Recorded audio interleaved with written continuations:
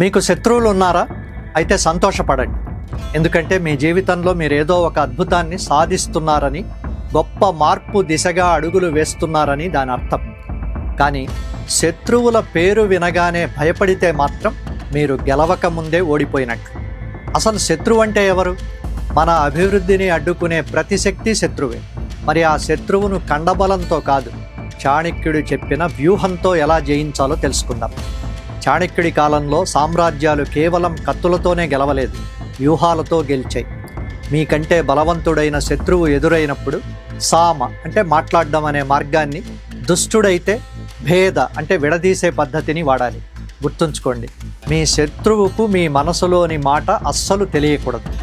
బయటి శత్రువులను ఎదుర్కోవడంలో అతిపెద్ద అస్త్రం గోప్యత. మీ విజయాలను నిశ్శబ్దంగా సాధించండి.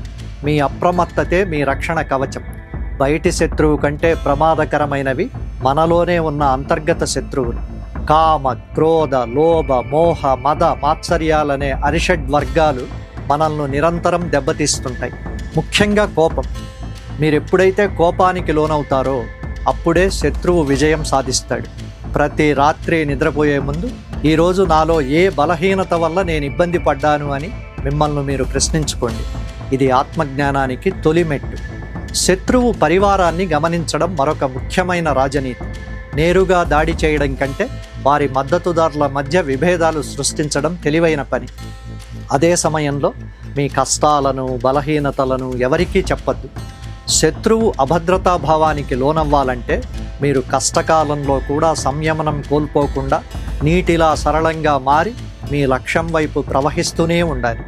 శత్రువును నాశనం చేయడం అంటే వాళ్లను ద్వేషించడం కాదు, వాళ్ళు ఆశించిన విధంగా మీరు పతనమైపోకుండా మరింత దృఢంగా ఎదగడం.